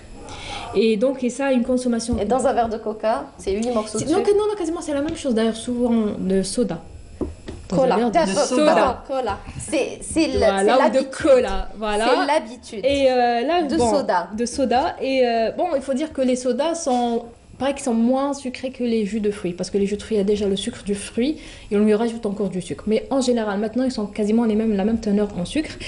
Et donc, il faut que la consommation, que ce soit de soda ou bien de jus de fruits industriels, et même frais fait à la maison, il faut que ça reste occasionnel, pas quotidiennement, parce qu'en fait, ça favorise le diabète et ça favorise aussi la maladie du foie gras. Parce qu'ils ont aussi découvert que même les personnes... Voilà. Stéatose. Exactement. Alors, ils ont découvert que même les personnes qui consomment, qui faisaient du fruit chez eux, en mixant les fruits, et qui buvaient jusqu'à 1 litre, se disant « Ouais, non, mais c'est des fruits frais, pressés à la maison, j'ai pas rajouté de sucre, etc. » À force, ça provoque dans cette... Il y a du gras sucre, exactement, qui se transforme en gras. Et donc, c'était quasiment le même effet. Alors, c'est pour ça qu'aujourd'hui, les nutritionnistes conseillent de manger des fruits entiers au lieu de les presser. Oui. Parce que déjà, on gagne les fibres, tout à fait. On maîtrise la quantité. Exactement. Et le fait que ça soit... Même si vous mangez par exemple 2 oranges au lieu de les presser, le fait, comme c'est riche en fibres, le corps va les assimiler doucement, donc le taux de sucre va augmenter doucement dans le corps, etc. Ça va éviter tout cet impact. Un ravage. Exactement. Donc privilégier les fruits entiers plutôt qu'en les mixant. Oui, mais il faut savoir aussi, je m'étonne justement de la quantité de sucre qu'il y a dans le jus, c'est parce qu'on a d'autres apports en sucre pendant toute la journée. Exactement. On mange des biscuits, on mange du chocolat. Exactement, donc additionner tout ça, en fait, même journée, on se retrouve à avoir pris 1 kilo de sucre. On double nos besoins, si ce n'est plus. Un peu de confiture. C'est ce qui donne la confiture. On devient addict au sucre. Oui, on l'est tous. On l'est tous, malheureusement. C'est comme une drogue. C'est une drogue, justement. Alors, les boissons énergisantes, pour finir, rapidement, pour donner un peu de temps à Mounia, justement. Je vais faire vite. Alors, les boissons énergisantes connaissent un succès fou ces dernières années auprès des consommateurs. Sont-elles sans risque, sans danger? Alors oui, tout d'abord on va faire la différence entre les boissons énergétiques et les boissons énergisantes. Alors les boissons énergétiques, elles sont destinées aux sportifs de haut niveau, ceux qui font des sports intenses. Alors en fait ce sont des boissons de l'effort, on les appelle aussi les boissons diététiques glucidiques de l'effort. Elles donnent de l'énergie aux sportifs, elles apaisent la fatigue, elles luttent contre la déshydratation. On trouve dedans beaucoup de sucre rapide, des vitamines et des sels minéraux. Alors ces boissons sont très caloriques et elles conviennent aux sportifs professionnels. Donc c'est pas monsieur tout le monde parce qu'il va courir un petit peu le vendredi qui va prendre ce genre de boisson. C'est pas fait pour lui. Il va se transformer en Superman. Ça c'est pas bon. Par contre, ensuite nous avons les boissons énergisantes. C'est ce que boivent les jeunes, donc ces boissons qui sont censées booster, exactement, qui sont censées nous booster, améliorer la mémoire, la concentration, etc. Alors elles contiennent du sucre, toujours, des vitamines et des extraits de plantes connus pour leurs vertus antifatigue, comme le thé vert, le guarana et le ginseng. On trouve aussi de la taurine et surtout de la caféine. Et c'est cette caféine qui nous booste après avoir consommé ces boissons énergisantes. Alors il faut savoir que ces boissons énergisantes ne sont pas sans risque. À forte dose, elles causent des effets indésirables comme des troubles du sommeil et du rythme cardiaque. Et elles provoquent aussi des maux de tête et de l'hypertension. Alors, elles ne doivent pas être consommées avant un effort sportif, parce que certains, par exemple, pour aller courir, etc., ils vont prendre une bouteille de ces boissons énergisantes avant d'aller courir. Il ne faut pas une bouteille de poisson. Et donc il faut éviter, parce qu'en fait, ça ne se marie pas avec l'effort physique. Oui. Et aussi, elle est déconseillée pour les personnes qui ont des maladies cardiovasculaires, parce que comme on a dit, ça perturbe le rythme cardiaque. Et enfin, les personnes qui souffrent d'épilepsie, de troubles de la thyroïde ou d'insuffisance cardiaque aussi, elles doivent éviter toutes les boissons ou compléments alimentaires qui contiennent de la taurine, parce que la taurine, en fait, c'est un acide aminé qu'on a naturellement dans le corps, on le trouve au niveau de la bile. Et donc, il ne faut pas consommer encore plus de taurine à travers ces boissons-là. Voilà. Et il y a eu des cas, je crois que c'était en Europe, il y a eu un marathon, il y a quelques années, il y avait l'un des coureurs qui avait un petit peu abusé de ce genre de boissons énergisantes, puis ensuite il est parti faire le marathon, en fait, il a eu une crise cardiaque.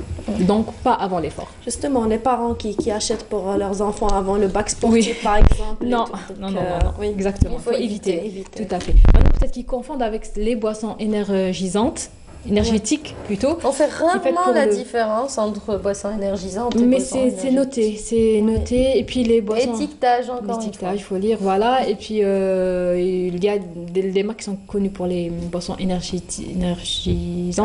Voilà. Énergisantes. On connaît la différence, en tout cas. Voilà, exactement, c'est ça. Merci beaucoup, Merci Fala. à vous. C'était sympathique. Merci. Allez, la fièvre chez bébé. Exactement. Tout de suite après ceci.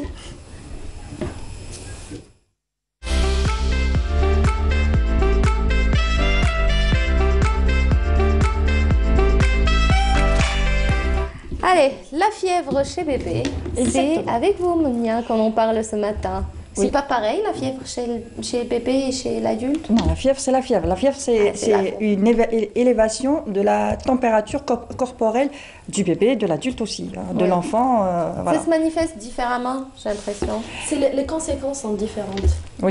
Oui, ça dépend des... les conséquences sont différentes. En tant qu'adulte, on supporte plus la fièvre qu'un nouveau-né, qu'un nourrisson ou qu'un bébé. C'est clair que c'est pas la même chose. Il y a un risque de convulsion chez l'enfant. Exactement. Quand ça dépasse un certain degré, il y a un risque de convulsion. Donc c'est pour ça qu'il faut faire très attention. Donc la fièvre est une élévation de la température corporelle de bébé. C'est le corps qui essaye de... Ce n'est pas une maladie, mais c'est le corps qui essaye de combattre une maladie. Tout simplement. Donc, une température élevée permet d'activer les défenses immunitaires de bébé.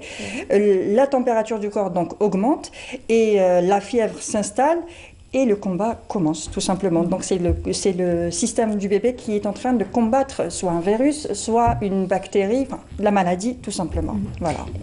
Quand est-ce qu'elle est normale, la température corporelle de bébé? On dit que la température corporelle de bébé est normale entre un 36,6 et un 38 en général. Oui. Voilà, c'est ça. 37,8. Voilà. Pas juste idéal, parce que 38, c'est bon. Voilà. Donc, on dit 38,2, c'est une fièvre. Déjà 38,1. Déjà, c'est... 38,1, c'est une fièvre. Entre 37,5 et 38, c'est un fébricule. Voilà. On appelle ça fébricule. Fébricule, exactement. On est dans l'état fébrile, non? C'est pas la même chose. Déjà, on a déjà aussi tendance à essayer de prendre la température de bébé en touchant le front à l'ancienne, avec la main ou avec les lèvres. Les lèvres, oui. Oui, avec les lèvres. On se dit avec les lèvres, c'est encore plus sensible. Voilà, exactement. On ressent mieux la température, mais la meilleure façon, c'est d'utiliser un thermomètre, c'est clair. Et puis, un bébé qui vient de faire un effort un bébé qui vient d'avoir une crise de pleurs, qui vient de prendre un bain, ou qui viennent manger quelque chose de chaud, par exemple, c'est clair qu'il sera un peu plus chaud. Enfin, sa température externe est beaucoup plus élevée. Donc, prendre la température avec la main ou les lèvres n'est pas la meilleure solution. C'est pas la température de la peau. On n'a pas besoin de la température de la peau. On a besoin de la température centrale. Exactement, voilà. Donc, si bébé est chaud, ça ne veut pas dire qu'il a de la grippe. Oui, de la fièvre. Oui. On est parti pour la grippe. La grippe, oui. La vitamine C. Un des symptômes, c'est la fièvre aussi. Pas trop non plus. Pas trop, calculerait, non. Voilà. On va trouver la solution, de toute façon. Allez, quels sont les symptômes? Alors, les symptômes, en général, bébé est de mauvaise humeur. Donc, vous reconnaissez votre bébé, il pleure, il est de mauvaise humeur, il est très fatigué, il peut être somnolent, il peut perdre son appétit, donc il n'a plus envie de manger ou prendre son biberon. Il ne sourit plus. Il est grincheux. Il est apathique, exactement. Son front est chaud sans avoir fait un effort. On le voit, il est un peu rouge sur les joues et tout ça. Donc, s'il y a tous ces symptômes, c'est que bébé... est malade, a de la fièvre. A de la fièvre. La fièvre n'est pas une maladie. Voilà. Comment prendre la température Alors, il y a trois façons de prendre la température de bébé. Donc, nous avons la voie rectale, la plus sûre. Voilà. La voie axillaire, donc l'aisselle. Et puis la voie... auriculaire. Buccale. Voilà, buccale. Voilà. Les classiques avec un thermomètre. Bon, on a ici un thermomètre digital, mais il y a aussi les vieux thermomètres. Voilà. Enfin, ils sont plus à plomb. Voilà, mais ils ne sont plus à plomb. Mercure. Voilà. Exactement. Enfin, le plus simple, c'est d'utiliser un digital. Il faut toujours vérifier la pile, ou avoir une pile de rechange à la maison, parce que si ça tombe en panne, on est mal. Ou avoir d'autres thermomètres à la maison, toujours. Donc, la première voie, qui est la voie rectale. Donc, comment prendre la température avec un thermomètre par voie rectale? Premièrement, on nettoie toujours le thermomètre avant de l'utiliser et après de l'utiliser. On peut même le savonner ou avec de l'alcool le désinfecter. On peut le lubrifier un peu avec de la vaseline. Voilà.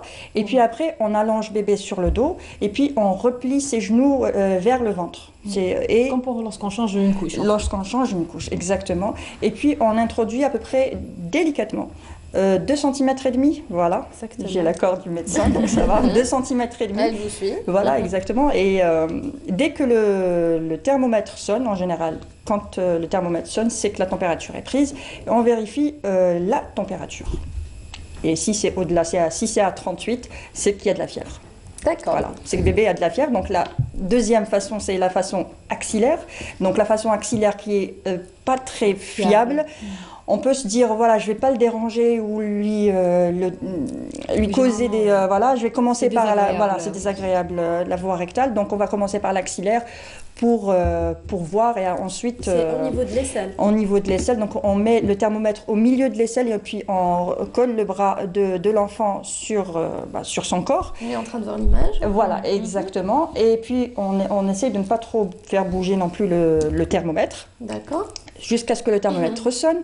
Et puis après, on retire et puis on lit. Et normalement, par la voie axillaire, c'est à partir de 37,4 en général. En fait, on rajoute voilà, le 0,5. Voilà, exactement. Donc, si on a 37,5, c'est 38. Exactement, voilà. C'est pas précis. C'est pas très précis. Donc, il y a un 0,5 de moins, voilà, qu'il faut rajouter à chaque fois. Donc, un 37,4, il faut quand même vérifier avec... voilà. vérifier avec la voie rectale. Et puis nous avons la troisième façon qui est là à partir de 5 ans. Donc ces deux façons-là, enfin, les deux premières façons de prendre la température, c'est de 0 à 5 ans. Et à partir de 5 ans, on peut prendre par la voie buccale. Donc la voie buccale, c'est de, bien sûr, à chaque fois, je le répète, il faut nettoyer, désinfecter tout ça, le thermomètre, mettre sous la langue, n'est-ce pas, de l'enfant, et puis garder la bouche fermée le temps que le thermomètre sonne, et puis ensuite on fait une lecture, et c'est aussi pas très précis, il y a toujours un 0,5 à ajouter en général, donc si vous voyez que c'est quand même assez élevé, vous vérifiez une deuxième fois avec la voie rectale, tout simplement. Et puis il y a plusieurs marques, oui, il y a plusieurs thermomètres maintenant qui existent sur le marché. Sophistiqués aussi. Sophistiqués, vous avez des thermomètres aussi avec... pour le front auriculaire. Pour l'auriculaire, justement, pour l'oreille. Bon, la pédiatre de mes enfants m'a déconseillé de l'utiliser. Elle m'a expliqué que c'était pas suffisamment fiable. Et puis ce matin, Dr Widad Agabi m'a confirmé que ça pouvait même causer des problèmes avec le tympan. Perforer le tympan. Exactement. Donc vaut mieux éviter ce genre d'appareil quand c'est la prise auriculaire. Sinon, vous avez d'autres marques avec lesquelles vous pouvez prendre la température frontale. Donc vous avez un cadre et puis vous devez avoir la température au milieu du cadre. Je ne sais pas si on arrive à le voir. Il faut juste remonter un petit peu la main. Parce que, voilà. 34,5, Monia. 34,5, c'est ma main là, c'est ma main qui est froide, donc on ne prend pas en général sur la main. Oui. Donc vous voyez un cadre, donc il faudrait que les chiffres soient au milieu du cadre. Et même avec ces appareils-là, ce n'est pas toujours Essayez toujours sur fiable. le front de... Oui, avec les projecteurs circulaires. Justement, parce qu'avec les projecteurs, s'il y a un courant d'air à côté d'un chauffage, ça fausse la prise, mais ça peut toujours aider. On vérifie une première fois avec un thermomètre comme celui-là, et puis après, on confirme toujours avec la voie rectale. Tout simplement. Il faut vérifier les piles également. Il faut vérifier à chaque fois les piles, avoir des piles à la maison et le thermomètre. En général, il vaut mieux en avoir 2 à la maison, même s'il casse ou quoi que ce soit, vous avez toujours un deuxième. Quand est-ce qu'il faut voir docteur Agabi? Oui, quand est-ce qu'il faut consulter? Justement. Alors, chaque samedi. Alors, on consulte quand bébé, entre 0 et 3 mois, bébé a 38 de fièvre, là, on y va direct, on va aux urgences. Il faut consulter parce que c'est pas normal. Au-delà de 3 à 6 mois, quand il a un 38,1, 38,5, là, on consulte toujours un médecin. Après 6 mois, quand ça dépasse les 38,5 et que ça dure dans le temps pendant 3 jours, 72 heures, là il faut consulter. Il faut toujours consulter si l'état de bébé s'aggrave au fur et à mesure. Il ne faut pas toujours attendre les 72 heures. Si on voit que bébé va très mal, s'il vomit, s'il est vraiment somnolent, vraiment pas bien, il faut toujours consulter. C'est une urgence. Un dernier point, donc pour soulager, voilà. Comment soigner la fièvre? Voilà, peut-être? Non, justement, il faut toujours éviter de prendre un bain parce que c'est là où on risque d'avoir un choc thermique et bébé peut même convulser. Donc, on déshabille bébé, on essaie d'enlever la couche parce que la couche peut retenir la chaleur, on va dire, voilà, tout simplement. Donc, on enlève la couche de préférence, on diminue le maximum de vêtements et voilà. Et après, c'est la prise. Une mesure physique au départ avec une poche de glace sur le ventre, bien emballée dans un tissu. Exactement. Voilà. Sur le ventre. Et puis après tout ça, si la fièvre ne descend toujours pas et avec l'accord de votre médecin, vous donnez ensuite du Doliprane, n'est-ce pas? Voilà. Selon le dosage, du paracétamol, selon le dosage, selon l'âge, parce qu'il y a un dosage à suivre tout simplement. Et le sirop. Voilà, c'était le sirop justement qu'il faut prendre. Paracétamol. Il ne faut pas donner les anti-inflammatoires, c'est la tendance actuellement. Exactement. Ça soulage très vite, mais ça peut causer d'autres problèmes. Nous, en tant que médecins, on n'aime pas les anti-inflammatoires, on déconseille ça. Voilà. Et les corticoïdes? Pas du tout, on n'aime pas. Voilà. Mais ils sont efficaces dans certaines maladies. Ouais, c'est le traitement de certaines maladies. Voilà. Voilà, merci beaucoup les filles. Merci à vous. Merci. Sympathique. Oui. Nous sommes en 2020. Oui, c'est vrai. Ouais. Bonne année. Continue jusqu'à mars. Jusqu'au mois de mars. Allez, bonne année. Oui, on a tout le mois de janvier pour pouvoir se le souhaiter aussi. Exactement. Ben voilà. Il y a la bonne année de Yennayer qui arrive. Exactement, la semaine prochaine. Le 12. Tout à fait, lundi prochain. Lundi prochain, le 12 janvier. Voilà, merci en tout cas les filles, c'était sympathique. Et merci à vous, amis téléspectateurs, de nous avoir suivis. Et oui, nous sommes en 2020. Bonne année à vous tous et à tous ceux